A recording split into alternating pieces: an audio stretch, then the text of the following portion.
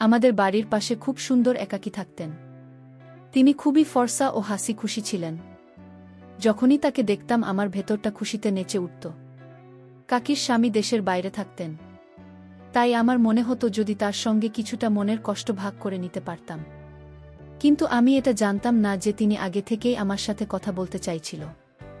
একদিন আমি রাস্তা দিয়ে হেঁটে যাচ্ছিলাম। হঠাৎ কাকি আমাকে ডেকে তার বাড়িতে নিয়ে গেলেন। আমি ঘরে ঢুকে চুপচাপ বসে রইলাম। কিছুক্ষণ পর কাকি যখন ঘরে এলেন তখন তিনি হালকা পোশাক পরেছিলেন। সেজন্য তাকে খুবই অসাধারণ লাগছিল। তাকে দেখে আমি কিছুটা অবাক হয়ে গেলাম। আমি তাকে বললাম, কাকা কি আমাকে ডাকছেন কেন? কাউকে কিছু না বলেই আমার পাশে বসলেন। তারপর কিছু না বলে, বন্ধুরা, আজকের গল্পটা একটু বেশি স্পেশাল, তাই সবাই খুশিমনে রেডি হয়ে যাও। দয়া করে গল্পগুলো ভালো লাগলে ভিডিওটি লাইক, শেয়ার এবং চ্যানেলটি সাবস্ক্রাইব করো প্লিজ। আমার নাম অন্ত। বয়স 21 বছর। খুবই সাধারণ এক যুবক। তবে সাধারণ হলেও আমাদের গ্রামের প্রায় সব মহিলাই যে আমাকে অন্য চোখে দেখতেন। প্রায় সবাই ছোটখাটো কাজে ডাকার জন্য আমাকে খুঁজতেন। আমি যতবারই বাড়ি থেকে বের হতাম, কোথাও না কোথাও থেকে একটি ডাক আসতো, অন্ত একটু এদিকে আসো, আমার একটু সাহায্য দরকার। আমি এসব ছোটখাটো কাজে অভ্যস্ত হয়ে গিয়েছিলাম যে এক ধরনের আনন্দ খুঁজে পেতাম। আমাদের বাড়ির পাশে একাকী ছিলেন, যার নাম জানার চেষ্টা কখনো করিনি। শুধু কাকি বলেই ডাকতাম। তার স্বামী বেশিরভাগ সময় দেশের বাইরে থাকতেন, আর কাকি একাই থাকত। মাঝে মাঝে গ্রামের লোকেরা তাকে নিয়ে নানান রকমের কথা বলত, কিন্তু আমি কখনো সেসব নিয়ে মাথা ঘামাতাম না। একদিন দুপুরে যখন আমি বাড়ি থেকে বের হচ্ছিলাম, তখন কাকি আমাকে ডেকে তার বাড়িতে নিয়ে গেলেন। তার কাছে যাওয়ার আগে আমার মনে একটু সন্দেহ ছিল, তবে ভাবলাম গ্রামের অন্য মহিলারাও তো আমাকে প্রায় কাজে ডাকে, কাকে হয়তো কিছু জিনিস আনতে বলবেন।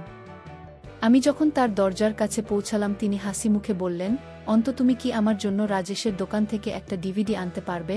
প্রথমে আমি অবাক হয়ে গেলাম। ভাবলাম, এই যুগে ডিভিডি কেন? তবে বিষয়টি আমার কাছে বেশ মজার লাগল। মনে হচ্ছিল সব কিছু জেনে একটু অন্য রকম ছিল। আমি ধীরে ধীরে এক অদ্ভুত পরিস্থিতির মধ্যে জড়িয়ে পড়েছিলাম। সন্ধ্যা নামতেই আমি ডিভিডি দোকানের দিকে রওনা দিলাম। সেই দোকানটা আমার এক বন্ধু, তাই মনে হলো হয়তো সে আমাকে একটু সাহায্য করবে। দোকানে পৌঁছে আমি বন্ধুর কাছে ডিভিডি প্লেয়ার চাইলাম। কিছুটা সন্দেহ করার পর সে বলল, ঠিক আছে, তবে এটি ফিরিয়ে দেওয়ার দায়িত্ব কিন্তু তোমার। আমি তার শর্ত মেনে নিলাম, কারণ আমি চাইনি যে কাকিকে হতাশ করতে। ডিভিডি প্লেয়ার নিয়ে যখন কাকির বাড়িতে পৌঁছলাম, তখন কাকি আমাকে দেখে মৃদু হেসে ধন্যবাদ দিলেন। কাকি চোখে একটি অদ্ভুত ভাব ছিল, যেন তার কথার পেছনে আরও কিছু লুকিয়ে আছে। আমি যখন ডিভিডি প্লেয়ারটি দরজার কাছে দেওয়ার চেষ্টা করলাম, তিনি বললেন, ভেতরে আসো, আর এটি আমাদের এলসির সঙ্গে সেট করে দাও, কারণ আমি এই ব্যাপারটা বুঝি না। আমি এসব কাজে দক্ষ ছিলাম, তাই ভেতরে ঢুকে ডিভিডি প্লেয়ার ঠিক করে দেওয়ার সিদ্ধান্ত নিলাম। কাকির ঘরের পরিবেশ আর তার আচরণ আমাকে এক ধরনের আকর্ষণে জড়িয়ে ফেলেছিল। যখন আমি তার বাড়িতে ঢুকে ডিভিডি প্লেয়ারটি সেট করেছিলাম, প্রতিটি মুহূর্তে তার প্রতিক্রিয়া আমার মধ্যে এক অন্যরকম অনুভূতি তৈরি করছিল। চা খেতে খেতে আমি যখন সিনেমার দিকে তাকালাম, দেখলাম একটি মেয়ে আছে। তার নাচ, তার সৌন্দর্য আমাকে অবাক করে দিল, যেন সে অন্য কোনো জগতের মেয়ে। যা কখন শেষ হয়ে গেল তা আমি টেরই পেলাম না। ঠিক তখনই কাকি মৃদু হেসে বললেন, ও আমার মেয়ে আজ একটু অসুস্থ, তাই ঘুমাচ্ছে। আমি অবাক হয়ে গেলাম, কারণ আমি কখনো কাকির মেয়ের কথা শুনিনি। যখন প্রথমবার তাকে দেখলাম, তার সৌন্দর্যেও আমি মুগ্ধ হয়ে গেলাম। আমি একটু অজুহাত দেখিয়ে বললাম, আচ্ছা কি এখন আমি যাই? কাকে হেসে বললেন, আরে এত তাড়াহুড়ো কেন? জাতক খেলে এবার একটু বসো।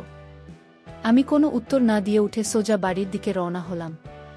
কিন্তু বাড়ি ফিরেও আমার মন পুরোপুরি সেই মেয়েটির ভাবনায় ডুবে গেল। কাকির মেয়ের চেহারাটা যেন বারবার আমার সামনে ভেসে উঠছিল। আমি ভাবতে লাগলাম, কাকির মেয়ে এত সুন্দর, তাহলে আগে কখনো তাকে দেখিনি কেন? বাড়ি ফিরে পড়াশোনায় মন দেওয়ার চেষ্টা করছিলাম, কিন্তু বারবার সেই মেয়েটির হাসি মাখা মুখ আর তার সরলতা আমার চিন্তায় ভেসে উঠছিল। আমি বুঝতে পারছিলাম, কাকির বাড়িতে যাওয়া মানে শুধু তার সঙ্গে দেখা করা নয়, তার মেয়ের একটা আকর্ষণ ছিল। পরের দিন যখন আমি বাইরে যাচ্ছিলাম, হঠাৎ কাকির কথা মনে পড়ল। আমি জানতাম না কবে আবার তার সঙ্গে, তার মেয়ের সঙ্গে দেখা হবে, কিন্তু একটা জিনিস নিশ্চিত ছিল, এবার আমি আরও বেশি উৎসাহী হয়ে পড়েছিলাম তার বাড়িতে যাওয়ার জন্য। এটা শুধু তার কাজ করার কথা না, বরং একটা অদৃশ্য টান ছিল যা আমাকে তার দিকে নিয়ে যাচ্ছিল। তখনই মনে পড়ল ডিভিডি প্লেয়ারটি ফেরত নিয়ে আসতে হবে। সেটাই অজুহাত করে আবার কাকির বাড়িতে গেলাম। কাকে আমাকে দরজার কাছেই ডিভিডি প্লেয়ারটি দিয়ে দিলেন, কিন্তু ভেতরে আসতে বললেন না।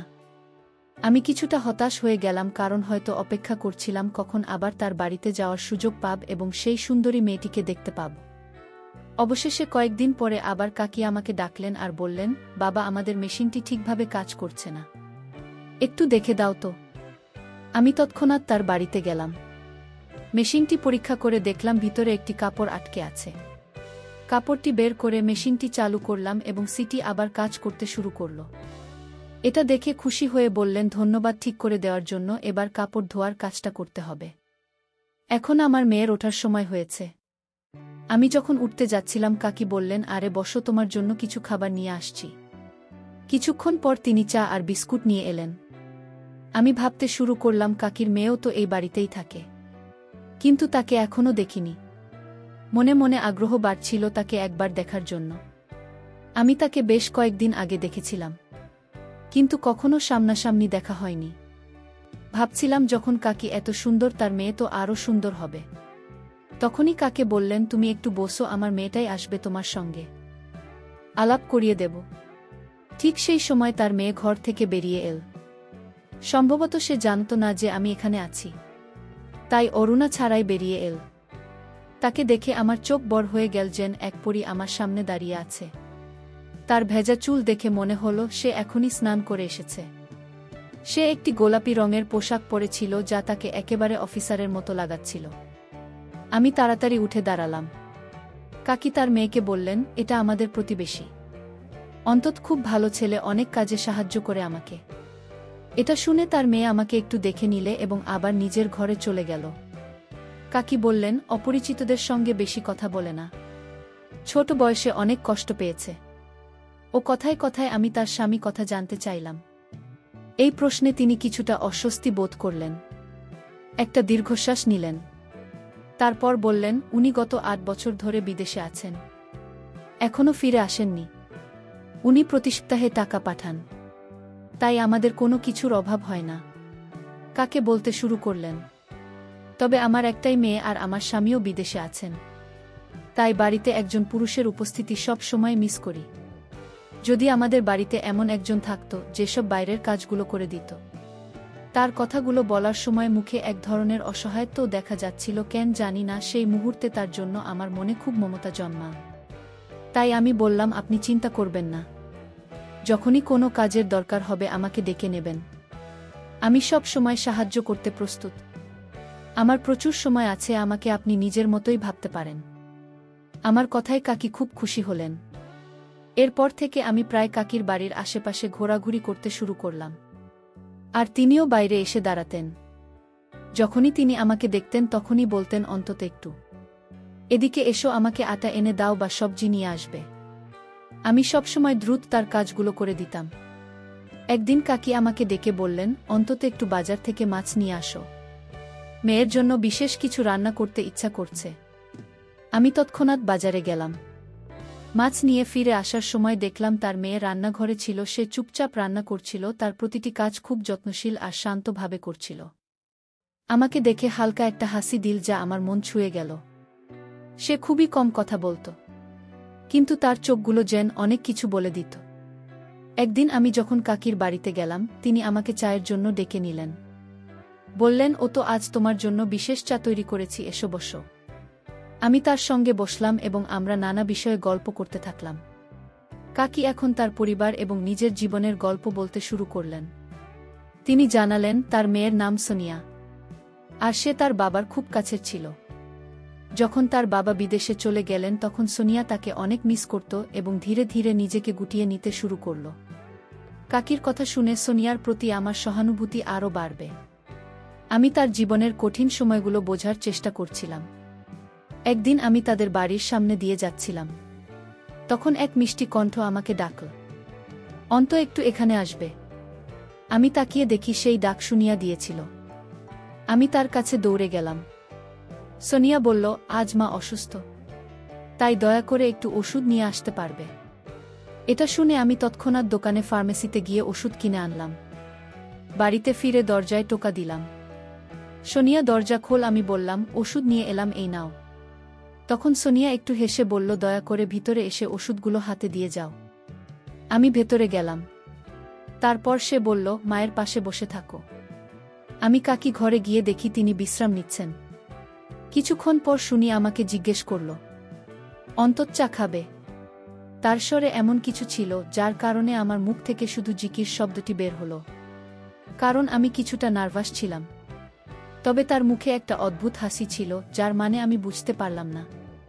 কিছুক্ষণ পর সে চা নিয়ে ঘরে ঢুকলে বলল, আমার মা তোমার অনেক প্রশংসা করেছিলেন। তুমি আসলে কি করো?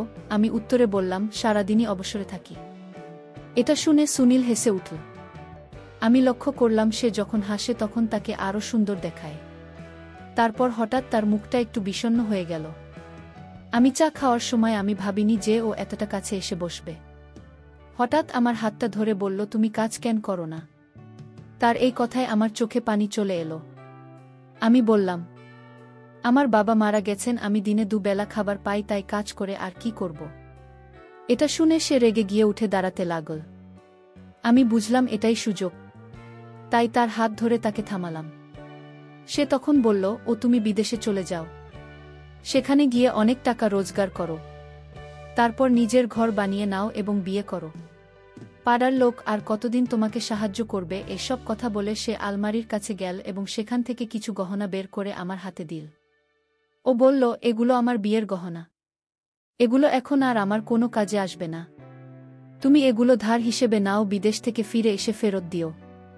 কথাগুলো বলে সে চোখ বন্ধ করল। তার মুখে এক ধরনের অদ্ভুত শান্তি ছিল। আমি তখনই সিদ্ধান্ত নিলাম এবার আর তা কেনা করব না। আমি সেই ঘটনাগুলো নিয়ে বললাম, তোমার এ উপকার আমি কোনো দিন ভুলব না। এটা শুনে সে বলল, এটা উপকার নয়, ভালোবাসা। ভালোবাসার প্রতিদান কেউ দিতে পারে না। তুমি আমার মায়ের জন্য অনেক কিছু করো, তাই মা কিছুটা শান্তি পায়। এজন্যই আমি তোমাকে সম্মান করি। না হলে কখনোই আমি আমার গহনা কারো হাতে তুলে দিতাম না। তার এই কথাগুলো আমার হৃদয়ে ঝড় তুলে দিল। আমি কখনো ভাবিনি যে ও আমাকে এতটা বোঝে এবং এতটা বিশ্বাস করে। যখন সে তার বিয়ের গহনা আমার হাতে তুলে দিয়ে বলল, এটা ভালোবাসা, কোনো উপকার নয়, তখন আমি বুঝলাম তার অনুভূতিগুলো আমার জন্য কতটা গভীর। তার এই পদক্ষেপ আমার জন্য এক নতুন দিশা এবং নতুন আশা দিন। আমার মনে তখন একটাই চিন্তা, বিদেশে যাওয়া, কঠোর পরিশ্রম করা এবং এত টাকা উপার্জন করা যাতে কাকি তার মেয়ের বিয়ের জন্য কোনো চিন্তা না করে। আমি কখনো কাকের দিকে তাকাতাম, আবার কখনো তার মেয়ের দিকে, আর কখনো নিজের দৃষ্টি নিচু করতাম। কাকিমাকে প্রায় 23 থেকে 25 বছর বয়সী হবে, কিন্তু তাকে দেখতে এতটাই সুন্দর যে 15 বছরের মনে হতো। আমি তাকে জিজ্ঞেস করলাম, আপনি কি করেন? সে উত্তর দিল, আমি যখন 15 বছর বয়সে ছিলাম আমার বাবার ইচ্ছায় আমার বিয়ে হয়ে গিয়েছিল, কিন্তু বিয়ের কিছু মাসের মধ্যেই আমার স্বামীর মৃত্যু হয়। আর আমার শ্বশুরবাড়ির লোকেরা আমাকে এই বলে বের করে দিল যে আমি নাকি অমঙ্গল নিয়ে এসেছি। এটা শুনে আমি অবাক হয়ে গেলাম, কারণ তাকে দেখে কখনোই মনে হয়নি যে সে বিবাহিত। আমি যখন তার মুখের দিকে তাকালাম তখন হঠাৎ কাকির গলা শোনা গেল, অন্তত আমার বিয়ে হয়েছে। আমি মাথা নেড়ে না বললাম। তখন কাকির মেয়ে বলল, কেন? আমি বললাম, আমার বয়স এখন 20 বছর। এটা শুনে সে বলল, আজকাল ছেলেরা 18 বছর বয়সে বিয়ে করে ফেলে। আমি উত্তর দিলাম, আমার কোনো কাজকর্ম নেই, তাই কি আমাকে বিয়ে করবে? এটা শুনে সে চুপ হয়ে গেল। এরপর থেকে আমি কোনো না কোনো অজুহাতে প্রায়ই তাদের বাড়িতে যেতাম। কাকি আমাকে কখনো ঢুকতে মানা করতেন না, আর এখন তার মেয়েও আমার সঙ্গে সহজভাবে কথা বলত। একদিন সে আমাকে বলল, অন্ত, তুমি আর কতদিন এভাবে পাড়ার মানুষের কাজ করে যাবে? নিজের জন্য কোনো কাজকর্ম গান শুরু করো না, যাতে তুমি বিয়ে করতে পারে। এটা শুনে আমি বললাম, কোনো ব্যবসা বা কাজ শুরু করতে অনেক টাকা দরকার, যা আমার কাছে নেই। তখন সে বলল, তুমি কি ধরনের কাজ করতে চাও? আমি বললাম, আমি বিদেশ যেতে চাই, কিন্তু টিকিট আর ভিসার জন্য প্রয়োজনীয় টাকা আমার কাছে নেই। এটা শুনে সে আমার হাত ধরো এবং আমাকে তার ঘরে নিয়ে গেল। সে তার পুরনো কিছু গয়না বের করে আমার হাতে দিল এবং বলল, এগুলো আমার বিয়ের গয়না, আমার স্বামী আমাকে দিয়েছিলেন। এগুলো আমার কোনো কাজে লাগেনি, আমার ভাগ্যে হয়তো ছিল না। তুমি এগুলো বিক্রি করে টাকা জোগাড় করো যাতে তোমার স্বপ্ন পূরণ হয়। এটা শুনে আমি আতঙ্কিত হয়ে বললাম, না, আমি এটা কি আগে আমাকে কথাটা বলেছিলেন, যদিও আমাদের পরিচয় বেশি দিনের ছিল না। আমি ভাবছিলাম কেন তিনি আমার প্রতি এত আস্থা দেখালেন। এরপরের 2 দিন ওদের বাড়ির আশেপাশে যায়নি। হয়তো সংকোচ বা ভয় কাজ করছিল। 3য় দিন কাকি নিজে আমার বাড়িতে এলেন, হয়তো একঘেয়েমি কাটাতে। আমি দ্রুত রান্নাঘরে গিয়ে তার জন্য চা বানাতে শুরু করলাম।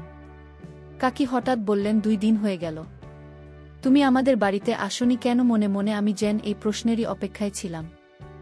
আমি হেসে বললাম, আপনি কি আমাকে মনে করেছিলেন? এটা শুনে কাকি বললেন, আমি আর আমার মেয়ে দুজনেই তোমাকে খুব মনে করি। আমি অবাক হয়ে জিজ্ঞেস করলাম, আপনার মেয়েও আমাকে মনে করে? তখন তিনি বললেন, হ্যাঁ, ওর জীবনে আমার আর তোমার মতো একজন ছাড়া আর কেউ নেই। এই পৃথিবীতে আর কে আছে ওর জন্য? তিনি একটু হাসলেন এবং বললেন, তুমি খুব ভালো মনের মানুষ, তাই আমরা তোমার সঙ্গে আমাদের মনের কথা ভাগ করে নিতে পারি। ও তো ভিতর থেকে অনেকটাই ভেঙে পড়েছে। কাকি আরও বললেন, আমি ওর বাবাকে অনেকবারও বলেছি মেয়েটার জন্য একটা ভালো ব্যবস্থা করতে। আর কতদিন এভাবে ঘরে পড়ে থাকবে? মেয়ের 2য় বিয়ের কথা শুনে আমি অবাক হলাম। আমি ভাবলাম, আপনি কি সত্যিই আপনার মেয়ের 2য় বিয়ে দিতে চান? এটা শুনে কাকে বললেন, হ্যাঁ একদম, এখনও তরুণী সুন্দরী। এতে ওর কি কোনো খুঁত আছে? ওর কেবল ভাগ্য খারাপ ছিল, তাই শ্বশুরবাড়ি থেকে ওকে ফিরে আসতে হয়েছে। যদি কোনো ভালো ছেলে এসে আমার মেয়ের জন্য প্রস্তাব দেয়, আমি তৎক্ষণাৎ রাজি হয়ে যাব। এটা শুনে আমি কাকির কাছে গিয়ে বসলাম এবং জিজ্ঞেস করলাম, আপনি কেমন ছেলে চান আপনার মেয়ের জন্য? কাকি বললেন, একজন ভালো মানুষ, যে ভালোই করে, কারণ আমার মেয়ে আমাদের ঘরেও সুখে থাকে। আমি চাই ওর স্বামীর ঘরেও আরামে থাক, ও যেন কোনো কষ্ট না পায়। এটা শুনে আমি চুপ করে গেলাম। সারারাত ভাবতে থাকলাম, আমি তো একজন ভালো মানুষ, কিন্তু এত টাকা কোথা থেকে পাবো যাতে কাকি মেয়ের হাত আমার হাতে তুলে দেয়? এই চিন্তায় 2 দিন কেটে গেল আর আমি হতাশ হতে থাকলাম। হঠাৎ আমার মাথায় একটা বুদ্ধি এলো, যদি আমি ওর কাছ থেকে কিছু গহনা নিয়ে বিদেশ চলে যাই এবং দিনরাত পরিশ্রম করে নিজের একটা বাড়ি তৈরি করি, তাহলে হয়তো কাকি রাজি হবেন। এই ভাবনা আমাকে সাহস জুগিয়েছিল। পরের দিন আমি তাদের বাড়িতে গেলাম। কাকিকে সালাম করার পর আমি সরাসরি তাদের মেয়ের ঘরে ঢুকে পড়লাম। সে তখন বিছানায় শুয়েছিল। তাকে এভাবে দেখে আমি চোখ সরিয়ে নিলাম, কিন্তু এখন ফিরে আসতে পারছিলাম না, কারণ আমাকে ওর সঙ্গে কিছু জরুরি কথা বলতে হতো। তাই আমি সোফায় গিয়ে বসলাম। সে আমার দিকে তাকিয়ে বলল, তুমি এতদিন ধরে আমাদের বাড়িতে কেন আসনি? আমি তোমার উপর খুব রেগে আছি। এটা শুনে আমি বললাম, আমি ভয় পেয়েছিলাম। তখন সে হেসে বলল, কেন, তোমাকে কি আমি ভয় দেখিয়েছি? এটা শুনে আমি চুপ হয়ে গেলাম। সে বিছানা থেকে উঠে এসে সোফায় বসে তাকে এত কাছাকাছি দেখে আমি নার্ভাস হয়ে গেলাম। আমার কপালে ঘাম জমতে লাগল। আমি ভেবেছিলাম আমার চেয়ে ভালো কেউ ছোঁয়ার জন্য হতে পারবে না, কিন্তু এটা এত সহজ ছিল না। বিদেশে যেতে হলে আমার প্রচুর টাকার প্রয়োজন ছিল, এজন্য আমাকে একটা পরিকল্পনা করতে হতো। সেদিন কাকির বাড়ি থেকে বের হয়ে আমি সরাসরি আমার বন্ধুর কাছে গেলাম, যার ভাই বিদেশে কাজ করত। আমি কিছু টাকা দিয়ে বললাম, আমার বিদেশে যাওয়ার ব্যবস্থা করো। সে তার ভাইয়ের সঙ্গে কথা বলল, আর 1 মাসের মধ্যেই আমার বিদেশে যাওয়ার সব ব্যবস্থা হয়ে গেল। আমি কাকির বাড়িতে গিয়ে তাদের এই খবরটা জানালাম। কাকি একটু দুঃখ পেলেন এবং বললেন, তুমি চলে গেলে আমাদের বাড়ির কাজ কে করবে? এটা শুনে আমি একটু হাসলাম। এরপর সোনিয়া ঘরে গেলাম এবং তাকে এই সুখবরটা দিলাম। সে অনেক খুশি হলো এবং বলল, অত মন দিয়ে কাজ করো। আমি মুচকি হেসে বললাম, মন দিয়ে কাজ করব না, কারণ আমি তো আমার মনে এখানে রেখে যাচ্ছি। এরপর আমি ফিরে এসে আমার জিনিসপত্র গোছালাম এবং এয়ারপোর্টের দিকে রওনা দিলাম। প্রথম ম্যাচটা আমার জন্য অনেক কঠিন ছিল। আমি আমার বন্ধুর ভাইয়ের অধীনে কাজ করেছিলাম, যিনি আমাকে বিদেশে ডেকেছিলেন। কাজটা কঠিন ছিল এবং বুঝতে আমার সময় লেগেছিল, তবে 1 মাস পর কাজ পুরোপুরি বুঝে গেলাম। এরপরে আমি কাকে ফোন করে জানালাম আমি সুস্থ আছি। কাকি আমার কথা শুনে খুশি হলেন এবং অনেক দোয়া করলেন। তারপর তিনি ফোনটা সোনিয়াকে দিলেন। আমার বুক ধড়ফড় করতে লাগল। আমি বুঝতে পারছিলাম না কি বলবো। সোনিয়া নিজেই কথা শুরু করে বলল, টাকা জমাতে থাকে, বেশি খরচ করো না, যেন তাড়াতাড়ি ফিরতে পারবে এবং বিয়ে করতে পারো। এটা শুনে আমি হেসে উঠলাম। মনে হলো সেও হয়তো আমাকে ভালোবাসতে শুরু করেছে। প্রতি সপ্তাহে আমি কাকির বাড়িতে ফোন করতাম। কাকে কিছুক্ষণ আমার সঙ্গে কথা বলার পর সবসময় ফোনটা সোনিয়ার হাতে তুলে দিতেন। এরপর আমরা অনেকক্ষণ ধরে একে অপরের সঙ্গে গল্প করতাম। সোনিয়ার সঙ্গে কথা বললে আমার মন শান্তি পেত, আর আমি আবার নতুন উদ্যমে কাজ করতে লাগলাম। যখন প্রথমবারও আমার বেতন পেলাম তখন সোনিয়াকে ফোন করে জিজ্ঞেস করলাম, আমি তোমার জন্য বিদেশ থেকে কি উপহার পাঠাব? এটা শুনে সে একটু লজ্জা পেল আর বলল, আমার কিছু দরকার নেই। আমি অনেকবারও জোর করলাম কিন্তু সে বারবার এড়িয়ে যেতে লাগল। আমি মনে মনে ঠিক করলাম, সে যেহেতু আমাকে এত সাহায্য করেছে আমি ওকে অবশ্যই কিছু পাঠাও। কিন্তু যখনই আমি উপহারের কথা বলতাম সে লজ্জায় পড়ে যেত। আমি প্রতি সপ্তাহে তাকে ফোন করে জিজ্ঞেস করতাম, তোমার জন্য কি নিয়ে আসব? একদিন সে হেসে বলল, যদি জেদ করে কিছু একটা নিয়ে এসো। আমি হেসে বললাম, আমার একটা শর্ত আছে, যা ফিরে এসে জানান। সে চুপ হয়ে গেল। 2 বছর কেটে গেল। বিশাল মেয়াদ শেষ হলেও নবায়ন করলাম, কারণ দেশে ফিরতে চাইছিলাম না। আমার লক্ষ্য ছিল যথেষ্ট টাকা জমা করা। ব্যাংক ব্যালেন্স ভালো হলেও মন সন্তুষ্ট ছিল না। ভাবতাম সোনিয়াকে উপহার দিয়ে বলব, কত পরিশ্রম করেছি সব তোমার জন্যে। একদিন কাজ পর্যালোচনা করে দেখলাম সব প্রজেক্ট শেষ করেছি। বসকে বেতন বাড়ানোর কথা বলে তারপর সব কিছু দেখে তিনি পদোন্নতি দিলেন, যা আমাকে আরও অনুপ্রাণিত করল। এরপর দেশে ফিরে কাকির সঙ্গে দেখা করলাম। তিনি খুব খুশি হলেন। কাকিমাকে দেখে খুশি হয়ে গলা জড়িয়ে ধরলেন ও বললেন, তুমি তো আরও তরুণ ও সুন্দর হয়ে গেছে। আমি তার সঙ্গে বসে বললাম, আমি আপনার মেয়েকে বিয়ে করতে চাই। তিনি অবাক হলেও আপত্তি করেননি। কিন্তু মন ভেঙে গেল যখন তার মেয়ে বলল, অন্ত তুমি আমার চেয়ে অনেক ছোট, এবং বিয়ের প্রস্তাব প্রত্যাখ্যান করল। আমি উপহার বের করে দিলাম। তারা খুশি মনেই। এরপর পকেট থেকে টাকা বের করে ছবি এঁকে দিলাম, যা সে আগে আমাকে দিয়েছিল। সে চুপচাপ টাকা নিয়ে আলমারিতে রেখে দিল। আমি বিদায় নিয়ে বাড়ি ফিরলাম। মন চাইছিল পরের দিনই সিঙ্গাপুর চলে যায়, কারণ এখানে আর কেউ নেই। রাতে খেতে ইচ্ছা করছিল না, তাই শুয়ে পড়লাম। সকালে পাড়ার লোকজন বলল, তোমার তো অনেক ভালো ভাগ্য। কিন্তু ভেতরে ভেঙে পড়েছিলাম। 1 সপ্তাহের ছুটি নিয়েও দ্রুত ফেরার টিকিট কাটলাম। যাওয়ার আগে শেষ চেষ্টা হিসেবে কাকির কাছে গিয়ে বললাম, আপনার মেয়েকে রাজি করাতে পারলে সে আমার সঙ্গে সুখে থাকবে। অবশেষে তা নিয়ে আমাদের কথা মেনে নিয়ে এবার আমার আনন্দের সীমা ছিল না। আমাদের বিয়ে হলো এবং আমি আমার ভালোবাসাকে সঙ্গে নিয়ে বিদেশে ফিরে এলাম। এখন আমার একটি ভালো চাকরি, নিজের একটি ঘর এবং আমাদের 3টি সন্তান রয়েছে।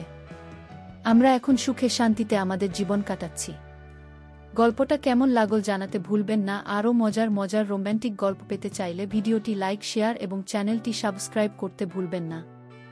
ধন্যবাদ তোমাদের।